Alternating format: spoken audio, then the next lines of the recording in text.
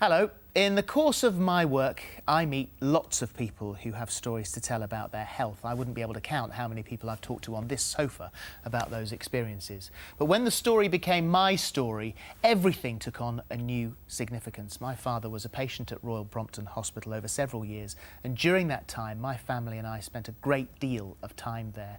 We experienced firsthand the type of care the NHS should be proud of. In fact, he said that if he'd paid £1 million, he couldn't have been treated any better.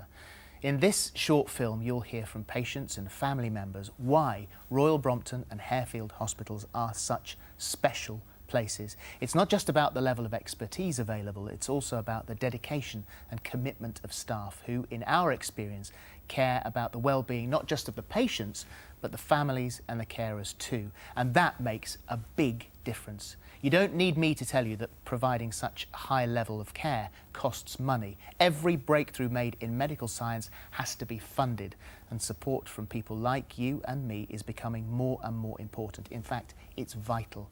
I hope that after seeing this film, you'll consider how you might help in whatever way you can. And thank you for watching.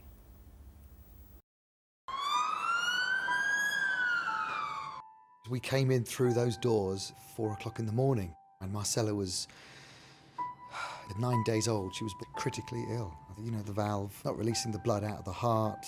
Nightmare, really. It was a weird experience because we felt loved, and at the same time we were going through, personally, the worst experience of our lives. If Alexander hadn't had the treatment that he would have had at the Brompton, he couldn't have survived. The alternative to not coming here doesn't really bear thinking about. The Brompton saved his life, there's no question about that. I was diagnosed at birth with cystic fibrosis, and all my life I had to take medication. With not having a transplant, I probably would have given up all hope, but the transplant is there as a hope, and it keeps people fighting. My mum was actually called out of my room and told that she should sort of say her goodbyes because they didn't think I'd make it through the night, so I needed the transplant really badly.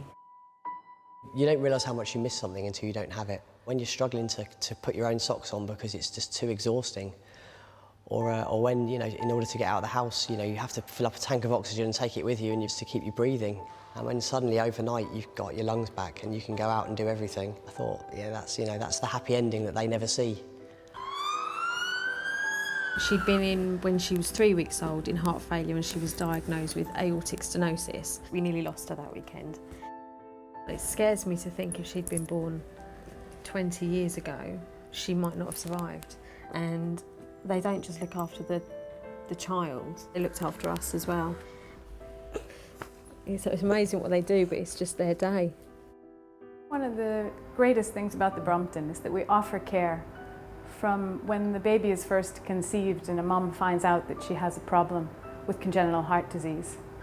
And we offer that care through the entire life of that child into their adult years. Combined with the Harefield Hospital, we're probably the largest thoracic surgery unit in the country. The whole team here is extremely strong and allows us to do certain procedures that perhaps aren't available in all hospitals. Started in the 1980s, we performed over 2,500 transplant operations. An organ transplant is about 6 hours of surgery and about 10 years of follow-up care. I was born with half a heart and I had a heart and lung transplant 21 years ago.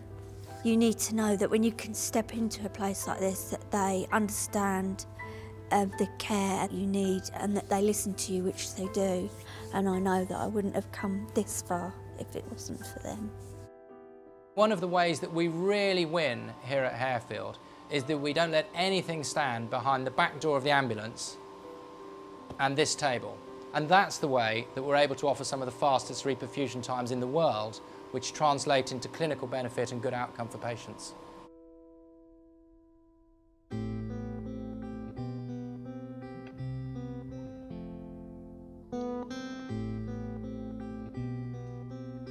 From the minute we walked in at 4 o'clock in the morning, it felt like everyone just knew their job. Competence that flowed out of the doors and corridors of this building. I just felt in safe hands. We've known exactly what's happening at every stage of Alexander's illness and all of his operations. We've never been sort of kept in the dark about anything. The whole experience has been fantastic, and it feels like our second home sometimes.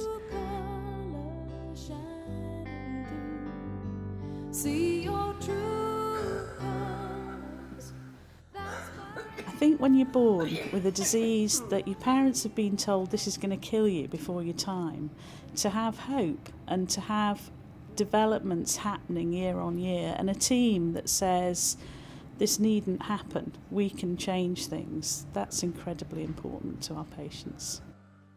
Where other hospitals can't deal with somebody and they literally tell them, you know, that's it. They come to Harefield and suddenly, you know, they have an operation, suddenly these people are well again. You know, I'm here to tell the tale, so it's brilliant news. Perhaps one of the sort of exciting fields is in the area of interventions, treatments of patients with heart valve disease. And in that area we have a large programme of trying to treat those patients without open cardiac surgery.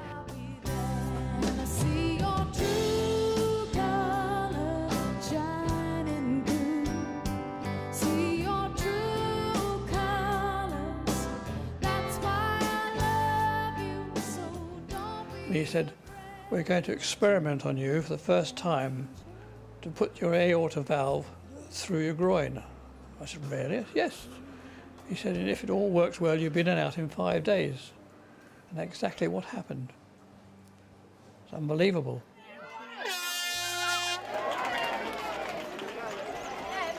A lot of our medical equipment is actually funded through charitable funds. For a lot of our transplant patients, it's a source of pride that they can take part in the fun run and complete it successfully. I'm smiling and I've got something to live for. This is the next generation and I want to be here as long as I can. So I'm just so grateful for the gift I've been given. I'm just going to use it to the maximum. Big thank you to everyone.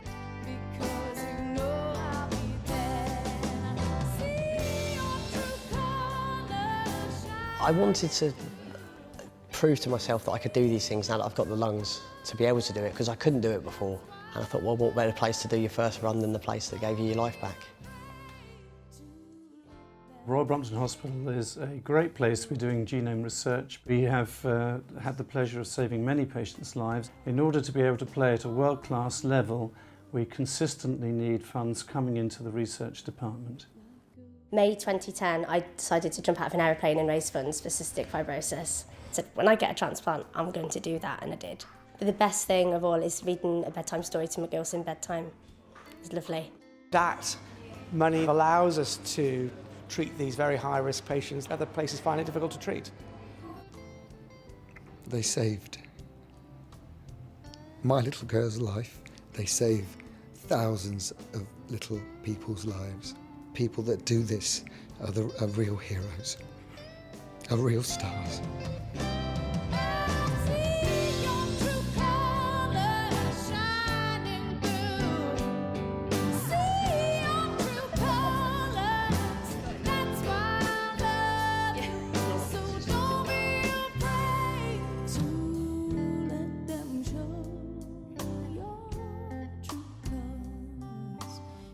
We're never going to have as much money as we want. But the key point, as far as I'm concerned, is we want to set the benchmark and have a high-quality programme, and we still want to make it even better and drive it even further forwards.